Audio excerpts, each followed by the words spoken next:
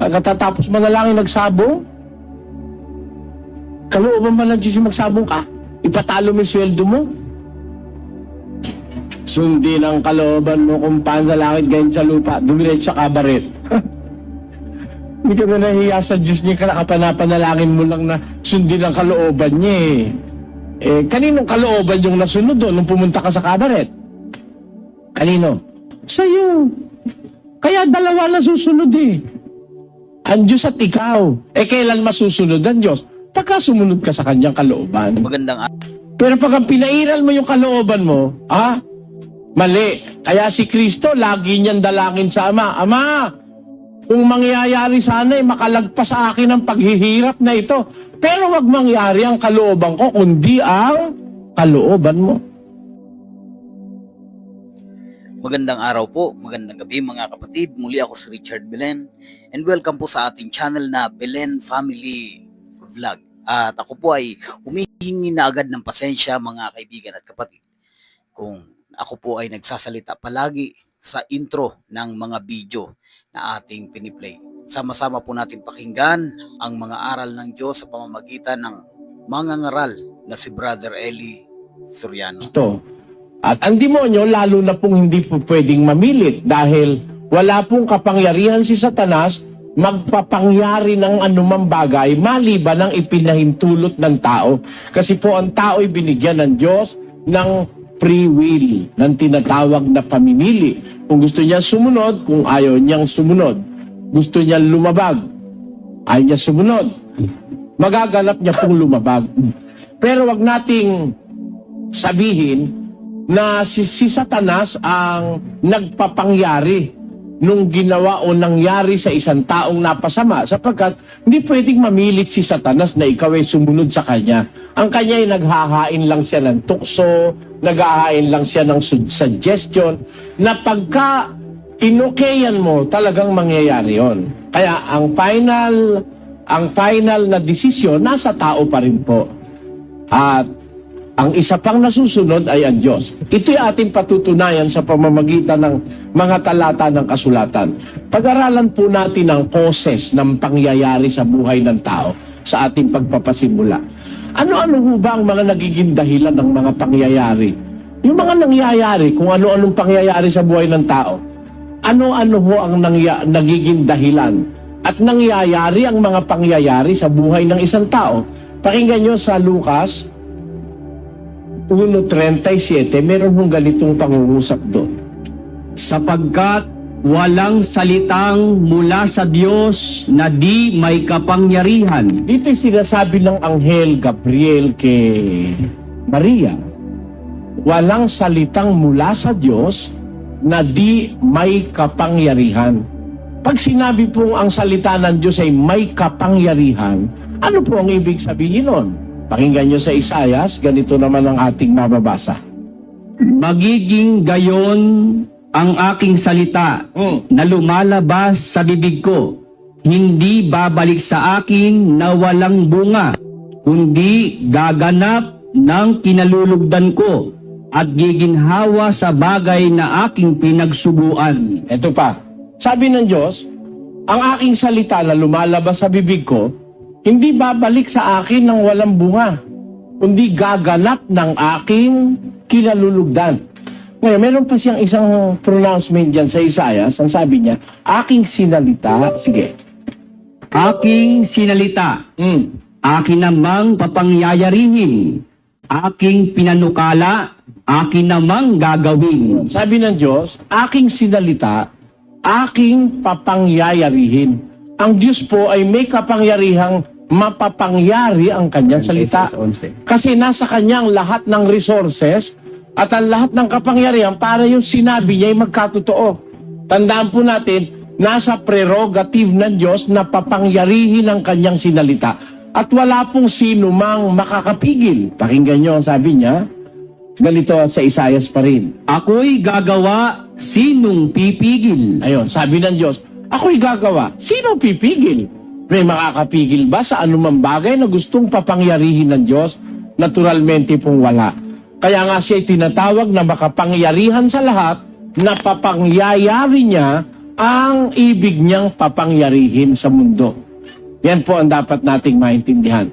Pero alam po ba ninyo na ang Diyos na makapangyarihang magpapangyari ng bagay na gusto niyang papangyarihin ay mayroon pong nakakahadlang sa gusto niyang papangyarihin pagkaminsan? Hindi naman sa lahat ng pagkakataon. Paminsan-minsan mayroong nakakahadlang sa gustong papangyarihin ng Diyos dito sa mundong ito. Alam po ninyo ba kung sino ang maaaring makahadlang sa gustong papangyarihin ng Diyos sa mundo? Pakinggan nyo sa unang Korinto Kapitulo 9, ganito ang ating mababasa. Kung ang iba ay meron sa inyong matuwid, hindi baga lalo pa kami, gayunmay hindi namin ginamit ang matuwid na ito, kundi aming tinitiis ang lahat ng mga bagay upang huwag kaming makahadlang sa Ebanghelyo ni Kristo. Meron pong mga paraan kuminsan para mahadlangan yung kagustuhan ng Diyos Kagaya ng paglaganap ng Ebanghelyo. Sabi ni San Pablo, meron kaming karapatang gumamit ng aming katwiran. Sabi niya, pwede silang kumain, pwede silang uminom. Kung itataas po natin ang pagbabasa ron, pwede kaming mag-asawa. Sabi niya, pero hindi namin ginamit ang mga karapatang ito. Hindi nag-asawa si San Pablo, hindi rin siya gumamit ng karapatang kumuha siya ng pakinabang sa mga miyembro, kundi nagtitiis kami sa lahat ng bagay upang huwag kaming makahadlang sa Ebanghelyo. Therefore, meron pong possibility na yung pangangaral ng Ebanghelyo ay mahadlangan. Ang isa riyan ang pag-iintindi ng mangangaral sa kanyang sariling kapakanan. Maaring mahadlangan niya yung pagpapangaral at pagpapalaganap ng Ebanghelyo. Kaya kung ang Diyos man po ay kapangyarihan sa lahat, mapangyayari niya ang lahat ng gusto niyang papangyarihin, kuminsan mayroong nagiging hadlang din, conforme po sa isang tao na kumikilala sa Diyos. Halimbawa, sinabi ng Diyos, paparusahan ko ang Ninibe. Ganyan. Masasama ang tao sa Ninibe. Sabi niya kay Propeta Hona, sabi mo, paparusahan ko sila, gugunawin ko ang Ninibe pag hindi sila nagsisi. Nangaral po si Propeta Hona sa Ninibe. Alam niyo naging resulta? Pakinggan niyo sa 3:10 ng Honas, ganito ang nakasulat. At nakita ng Diyos ang kanilang mga gawa, na sila'y nagsihiwalay sa kanilang masamang lakad, at nagsisi ang Diyos sa kasamaan na kanyang sinabing kanyang gagawin sa kanila at hindi niya ginawa. Ayon, sabi ng Biblia, nagsisi naman yung mga taga-Ninibe, nagsihiwalay sila sa kanilang mga masasamang lakad.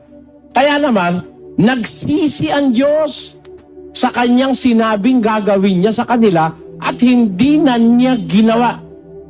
Therefore, kung pwede mang papangyarihin ng Diyos, pagka ang tao pala'y nagbabago rin ang Diyos ng pasya.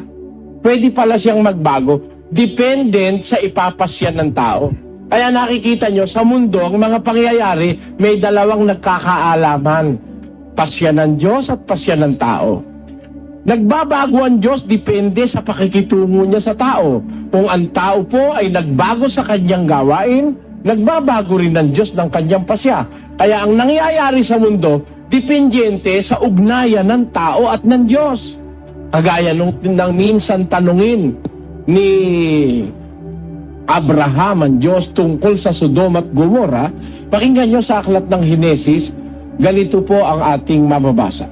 Lumapit si Abraham at nagsabi, ang mga banal ba ay iyong lilipuling kasama ng mga masama? Kung sakaling may 50 banal sa loob ng bayan, lilipulin mo ba at di mo patatawarin ng dakong yaon?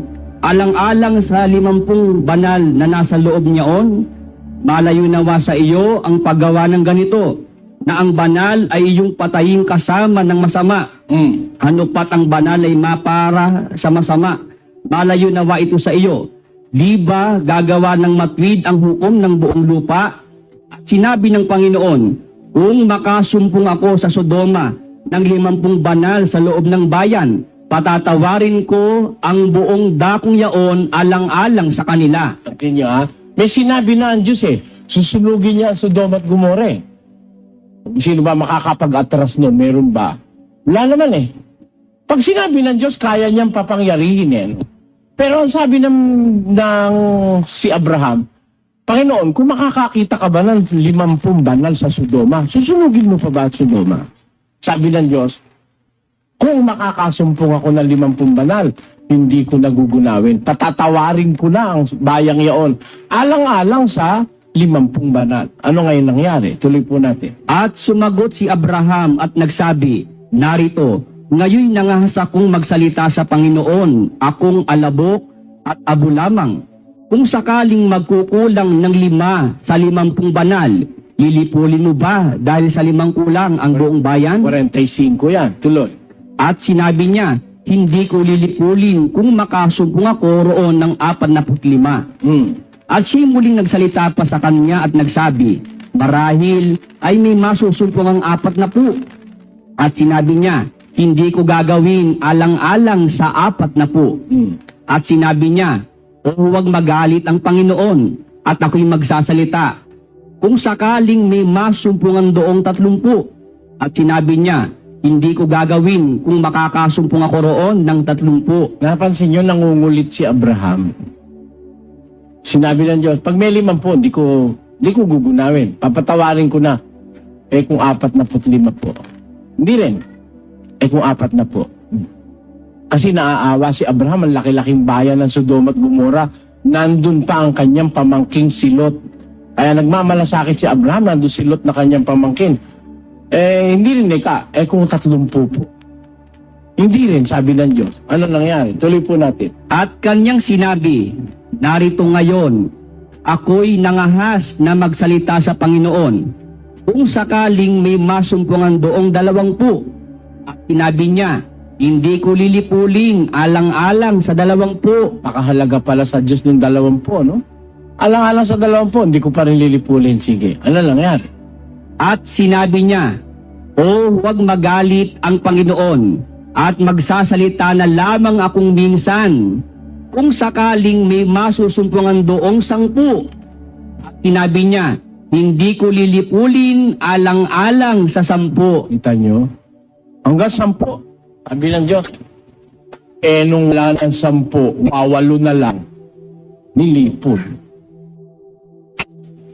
Tapos, doon sa panahon ni Lot, sa Sodoma at Gomora, 3, nilipol. Umula lang apoy. Ano po ibig sabihin? Nangyari yung sinabi ng Diyos na gugunawin niya ang Sodoma at Gomora, nangyari o hindi? Nangyari. Bakit nangyari? Kasi walang nasumpungang 10 3 na lang Miski yung unang sanlibutan, walang nasumpungan 10, 8 lang. Panahon ni Noe, 8 lang sila Ginunaw na rin ng Diyos. Ano po ibig ko sabihin? Yung sinabi ng Diyos, pwede niyang ituloy Kagaya nung ginunaw niya ang Sodoma at Gomora. At ngayon lahat ng mga siyentipiko hinahanap ang Sodoma at Gomora. Hanap silang hanap. Sabi ko naman sa loob-loob ko, nung binabasa ko yung librong hinahanap nila sa Sodoma at Gomora, ginunaw na nga, hanapin mo pa. Ano makikita mo sa ginunaw? Ba, hindi ba totoo? Hindi ba totoo? Sabit sa Samaria, sa Israel, sa Ehipto, maghukay ka ng maghukay, makakakita ka ng ebidensya. Makikita mo ang ebidensya sa Ehipto na talagang may mga paraon. Nakita nila ebidensya, nakita pa nila yung paraon, nakasuot pa ng ginto Sa Samaria, nakahukay sila ng 1 denaryo na may retrato ni Augusto Cesar at saka ni Tiberio Cesar. Yung bang dinaryong ipinakita kay Kristo, tinatanong kung dapat bang magbuwis. Yung mga dinaryong yon, nakakuha sila ng kopya nun, ng coins. Nagpapatunay po ng isang bagay, yung bagay na yon, mga kapatid. Ang pinatutunayan nun, meron talagang dinaryo, nangyari. Nasusumpungan nila sa lugar na kinalalagyan.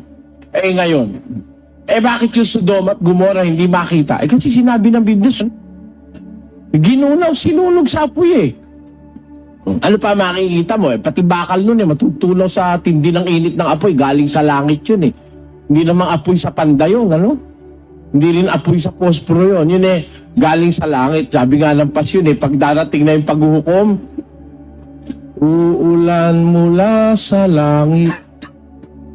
ulat apoy na masakit. Sa lupa'y halos tumakip. Susunog magpapasakit sa mga taong bulisik.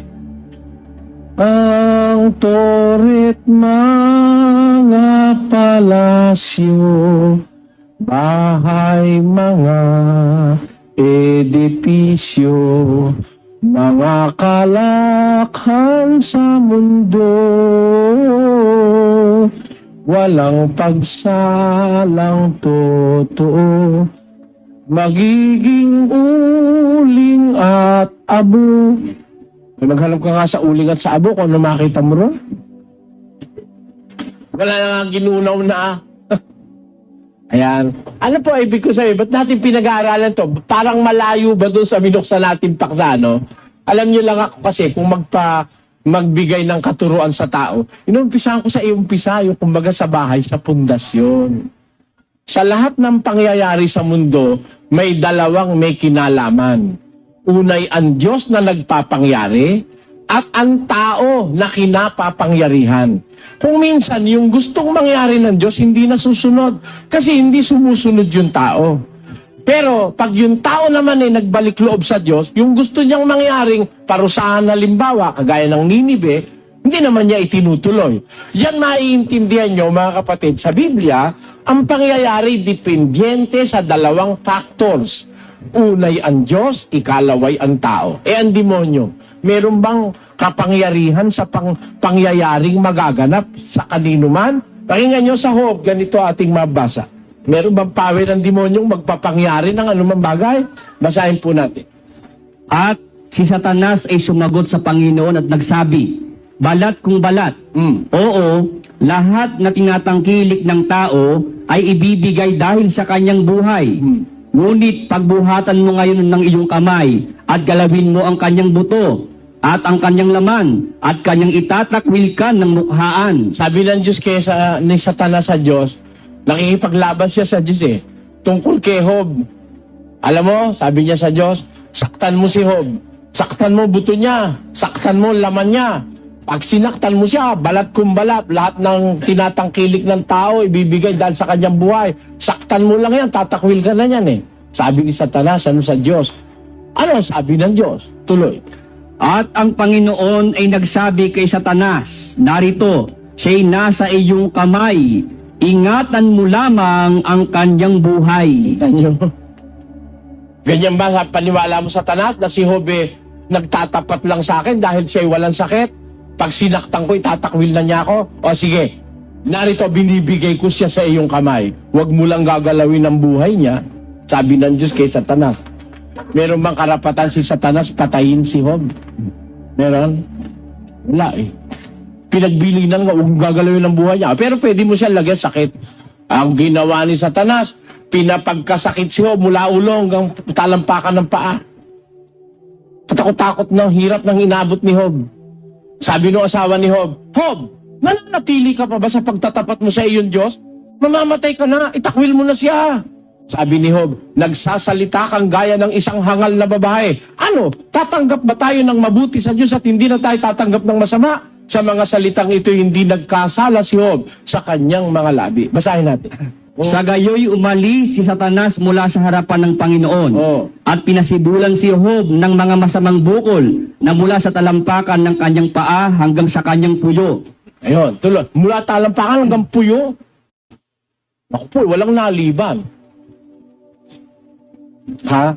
Mai-imagine mo si Job, walang bakante. Ikaw man ang magkaganon, di ba katakot-takot na hirap yun? Ano ngayon ang sabi ng asawa ni Job? Nang magkagayoy sinabi sa kanya ng kanyang asawa, namamalagi ka pa ba sa iyong pagtatapat? Itakwil mo ang Diyos at mamamatay ka. Ngunit sinabi niya sa kanya, ikaw ay nagsasalita na gaya ng pagsasalita ng hangal na babae. Ano? Tatanggap ba tayo ng mabuti sa kamay ng Diyos at hindi tayo tatanggap ng masama?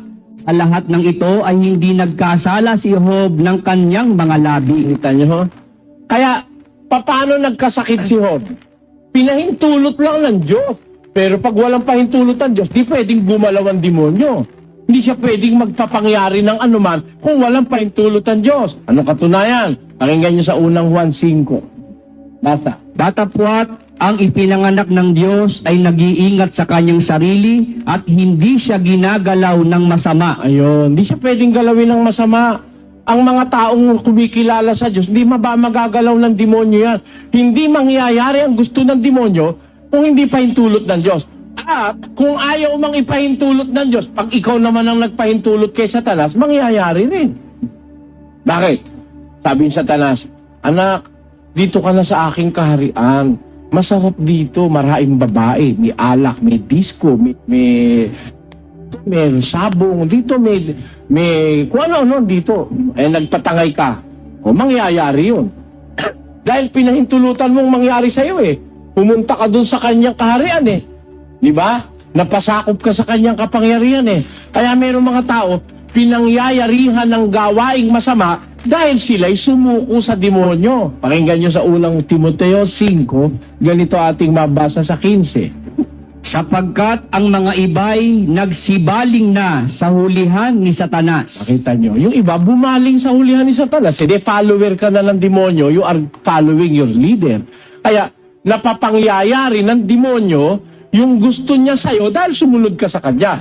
Pero, if you are going to resist the devil, kung lalabang ka sa demonyo, ang mangyayari sa'yo yung kalooban ng Diyos.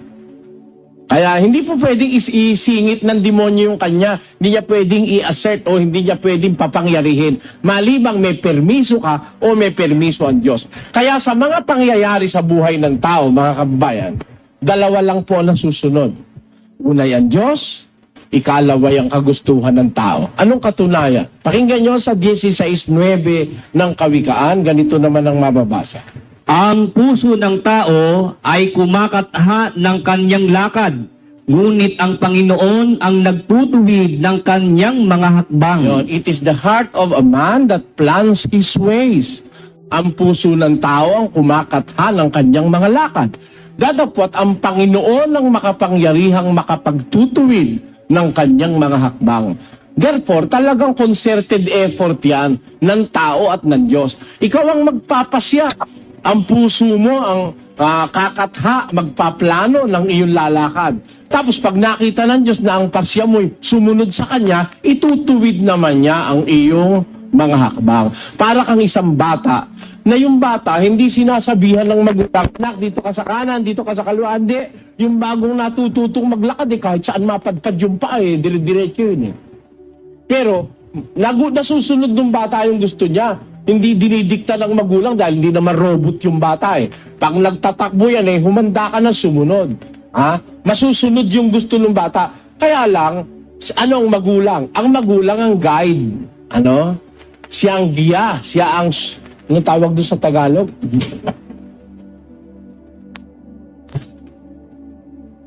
Siya ang patnubay. Ayun.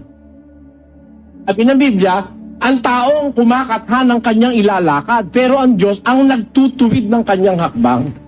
Kaya parang magulang sa anak, yung anak nasusunod kung saan niya gustong lumakad bago nag-aaral na lumakad Kahit saan mapadpad nga, sabi ko sa inyo yung pa dire-diretso yung batang bagong lumalakad Pero yung magulang ang nagtutuwid ng kanyang hakbang, siya ang nakakaalam dun sa dapat lakaran ng kanyang anak. Ganon din naman ang Diyos at saka sa kanyang relasyon sa tao. Kaya tandaan po nyo, ang nagpapangyari sa mundo ng mga pangyayari ang Diyos at ang pasya ng tao. Kuminsan ang pasya ng Diyos dependente sa desisyon ng tao. Pag ang tao ay bumuti, binabago ng Diyos ang kanyang pasya. Pag ang tao naman hindi nagsisi, tinutuloy ng Diyos ang kanyang parusa. Yan ang mga pangyayari sa buhay ng tao, mga kapatid. Pinapangyayari ng Diyos ayon sa pagsunod ng tao sa Kanya. Kaya sa pangyayaring nagaganap sa mundo, dalawa po ang may kinalaman dyan. Diyos at ang tao. Na pinagbinigyan ng Diyos ng pamimili. Yan. Meron po ba tayong ebidensya biblika na talagang binigyan tayo ng Diyos ng kapasyahang mamili at magpasya? Pakinggan nyo. Sa Deuteronomio 30:19. Aking tinatawag ang langit at ang lupa na pinakasaksi laban sa inyo sa araw na ito, na aking ilagay sa harap mo ang buhay at ang kamatayan, ang pagpapala at ang sumpa. Kaya't piliin mo ang buhay upang ikaw ay mabuhay, ikaw at ang iyong binhi. Ayun, sabi ng Diyos, nilagay ko sa harap mo, buhay, pagpapala. Kamatayan at ang sumpa. Mamili ka. Kaya ho masusunod ka eh. Akala no iba, ang tao, ang Diyos lagi nasusunod. Sa panalangin, nasusunod ang Diyos palagi. Dumating na ang kaharian mo, sundin ang kalooban mo kung paano sa langit, gayon din sa lupa. Ibigay mo sa amin ang aming kakanin sa araw-araw at ipatawad mo sa amin ang aming mga utang gaya ng pagpapatawad namin sa nagkakautang sa amin. At huwag mo kaming ihatid sa tukso, kundi iligtas mo kami sa lahat ng masama. Amin. Yung panalangin, no? Sundin ang kalooban mo. Paglabas niya simbahan, nasa madyo. Kalooban ba ng Diyos yung maghapon ka sa madyo? Sige na. Akala ko sundin ang kalooban ng Diyos. Ama namin, sumasalangit ka, sambahin ang ngalan mo. Sambahin ang ngalan mo, siya hindi kasamang sasamba. Hindi ba? Pag-aralan niyo yung panalangin natin. Ama namin, sumasalangit ka, sambahin ang ngalan mo, dumating nawa ang kaharian mo, sundin ang kalooban mo kung paano sa langit, gayon din sa lupa. Pagkatapos manalangin, nagsabong, kalooban ba ng Diyos yung magsabong ka? Ipatalo mo yung sweldo mo? Sundin ang kalooban mo kung paano sa langit, gayon sa lupa, dumiretso sa kabaret. Hindi ka na nahiya sa Diyos niya, kapanapanalangin mo lang na sundin ang kalooban niya eh. Kaninong kalooban yung nasunod doon nung pumunta ka sa kabaret? Kanino? Sa'yo. Kaya dalawa na susunod eh. Ang Diyos at ikaw. Kailan masusunod ang Diyos? Pagka sumunod ka sa kanyang kalooban. Pero pag ang pinairal mo yung kalooban mo, mali. Kaya si Kristo, lagi niyang dalangin sa Ama, Ama, kung mangyayari sana makalagpas sa akin ang paghihirap na ito. Pero wag mangyari ang kalooban ko, kundi ang kalooban mo. Thy will be done, sabi ni Kristo. Dalawa ho ang pangyayari, tandaan nyo, dalawang basis ng pangyayari. Kalooban ng Diyos at kalooban ng tao. Si Satanas, taga-sulsul lang yan sa tao para gumawa ng masama. Pero wala siyang karapatang papangyarihin ang gusto niya. Kung hindi paintulot ng Diyos at kung hindi sang-ayunan ng tao, hindi mangyayari yung gustong masama ni Satanas. Kaya hindi natin pwede sisihin ng Diyos eh. Diyos, ba't naman ginawa mo pa si Satanas manunukso? Kahit na ba tuksin ka ng tuksin kung ayaw mo eh. O di ba? May mangyayari ba? Wala. Kung ayaw mo, hindi. Ba't may nangyari? Naku, yan naman ikaw, misis ko, hinahakbangan lang, buntis na. Sino maniwala sa'yo, hinakbang mo lang, buntis na? Sobra naman niya tayo, humakbang ka lang, buntis na. Hindi totoo yun. Kaya nangyayari ang isang bagay, pinahintulot mo, may katawan, ikaw nagpahintulot. Sabi nga na English, it takes two to tango. Wala ka nakita nagtango siyang mag-isa. Dalawa ang nagtatango. Ano yan symbiotic symbiotic with symbiotic permission from each other. Payag ka, payag siya. Kaya nangyari. Ganon din naman ang pangyayari sa mundo. Payag ka sa demonyo, nangyari yung kasama ang inuulok niya sa'yo. Pumayag ka sa Diyos, sumunod ka sa kalooban niya, nangyari ngayon yung kalooban ng Diyos. Yan po ang pangyayari sa mundo. Meron hong pangyayaring nagaganap sa mundo, no? Bakit ho nangyayari, kababayan? Bakit nangyayari? Na kung minsan, ang kalooban ng tao na susunod. Kung ang tatanungin ay ang Biblia, alin ba talaga dapat masunod? Alin ba? At siyang dapat na talagang mangyari, alin? Pakinggan nyo sa isang talata ng 7 ng Mateo, 21. Ganito po ang ating mababasa. Hindi ang bawat nagsasabi sa akin, Panginoon, Panginoon, ay papasok sa kaharian ng langit, kundi ang gumaganap ng kalooban ng aking Ama na nasa langit. Ang tao po pala para makarating sa langit, kailangan ganapin yung kalooban ng Ama na nasa langit. Kaya kung ang tatanungin natin Biblia, gusto mo makarating sa langit, mapabuti, maging banal, dapat sundin mo kalooban ng Diyos eh. Di ba? Dapat ang masunod sa mundo, kalooban ng Diyos. Dapat ang mangyari, kalooban ng Diyos. Ano ang kalooban ng Diyos? Sabi ng Diyos doon sa dumaming tao sa walo. Walo eh. Naligtas si walo, no? Sa baha. Ayun, dumami. Nung dumadami na, sabi ng Diyos, kalatan niyo lupa. Kumalat kayo. Maganda yung gusto ng Diyos. Kalatan mo lupa. Bakit? Kung lahat ng tao sa may kawayan pupunta, lalong babaho ilog ng may kawayan. Diba? Kaya kailangan may magpunta ng Valenzuela. May magpunta doon sa party ng Bulacan. Kung lahat ng taga-Bulacan magko-congregate sa may kawayan, masama mangyayari. Babaho ang may kawayan. Magiging polluted masyado may kawayan. At ang pinakamasama ron, ganito. Pag ang tao ho ay magkakasama lang sa isang lugar, pag mayroon dumating na piste, patay kayo lahat. Kaya ang kalooban ng Diyos, doon sa dumaming tao nung una sa panahon ni Noe, kalatan nyo lupa. Alam nyo, ginawa ng tao, ayaw sa kalooban ng Diyos. Gusto nila yung kalooban nila. Ay, kailangan ikaw, wag tayong magkahiwa-hiwalay. Kailangan para wag tayong magkahiwa-hiwalay, magtayo tayo ng tore na ang kanyang dulo'y aabot sa mga langit. Para kung merong maligaw sa atit mapalayo, titingin lang siya sa tore, makakabalik siya uli. Yun ang tinatawag na tore ni Babel. Ang kalooban ng Diyos, kalatan ng mundo. Ang kalooban nila, magsama-sama sila sa isang lugar. At ang pinakamatayog na muog ng kapalaluan ng tao at ng kanyang resistance against the will of God ay ang tore ni Babel. Alam niyo ginawa ng Diyos? Para masunod yung kanyang kalooban. Nangyari yung kalooban nila. Tayo talaga sila ng tore pagkataas-taas. Nakikita ng Diyos makakasama sa tao. Maging sa ecology, yung tinatawag kong ecology, pangit yung lahat ng tao nasa isang lugar eh. Dapat nakakalat. Kasi pag doon sa lugar na yun, walang tao, ano? Nandito lang kayo sa isang lugar. Dadami masyado leon doon. Ahas, dadami ron. Dadami ron ng mga baksik na hayop. Mangyayari, pag dumami na ng dumami yun, matatalo tao. Imbis na ang taong may dominion, sila magkakaroon ng dominion doon sa lugar. Sabi ng Diyos, kalatan nyo ang lupa, supilin ninyo. Kaya pinasusupil ng Diyos sa tao, mayroong impending disaster. Bakit? Pagka may pollution sa isang lugar, yung dumi, nasa isang lugar lang nandun. Pangit. Pero kung nakakalat yan, di mahalata.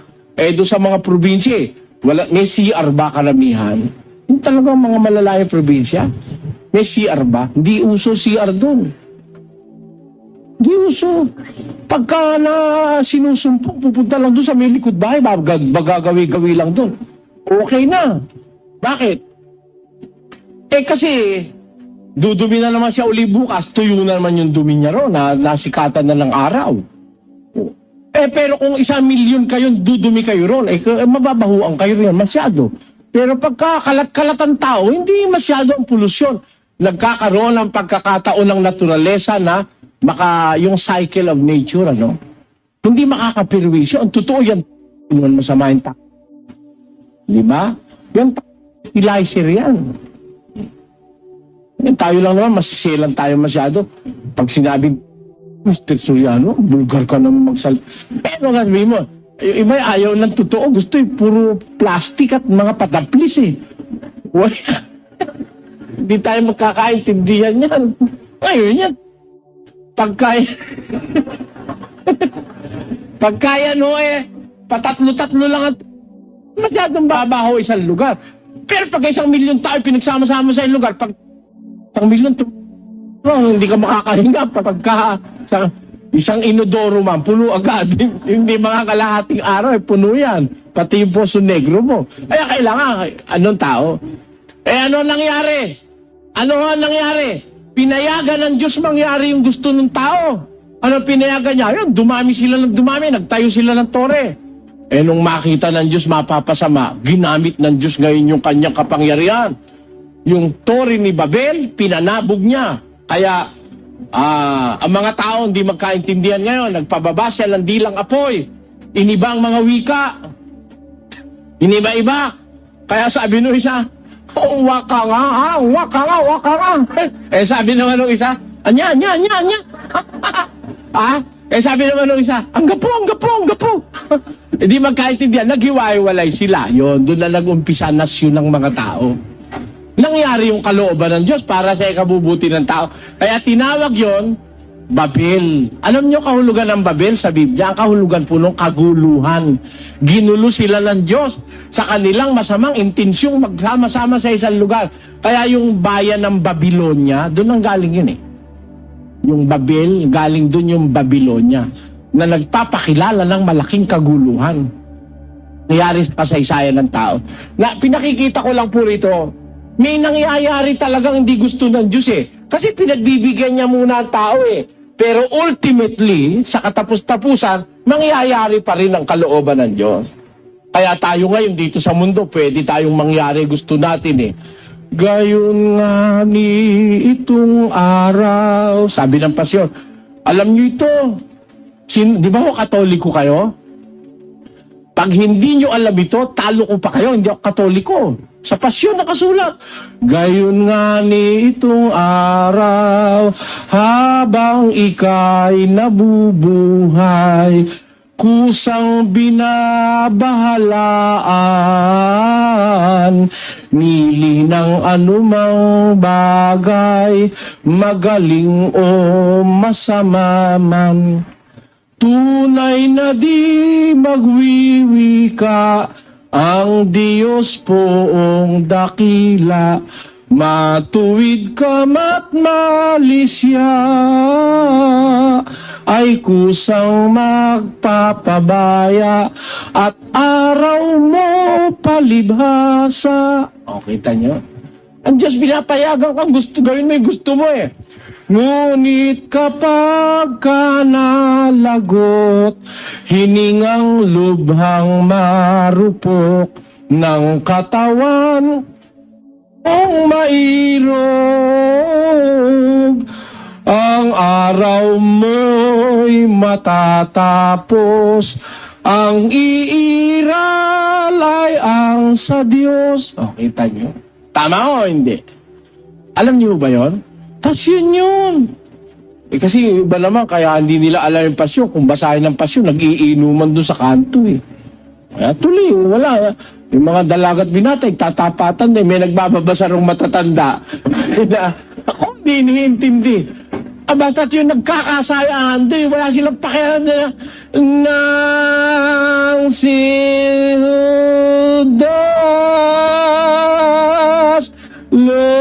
lumabas na. Pahabaan din eh. Ibig mo, 4 na gabing babasahin kung bibilisan, madadali ang tapos. Di ba? Hindi mabibili yung beer doon sa tabi-tabi mga ponda ron. Punta kayo sa Pampangat ganon. Tayo pinahahabain eh. Sa pinto lang sinagoga,